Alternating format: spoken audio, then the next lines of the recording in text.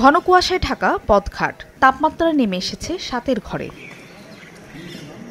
বেলা বাড়ার সঙ্গে সঙ্গে সূর্যের দেখা মিললেও নেই তেজ। হাড় কাঁপানো শীতে ছন্দপতন ঘটেছে নিত্যদিনের কর্মসূচিতে। আয় রোজগার কমে দুর্বিষহ দিন কাটাচ্ছেন খেটে খাওয়া মানুষ। শীতের কারণে বাইরে হওয়া হচ্ছে না ঘর থেকে, তাও বাইরে হইতে হইলো।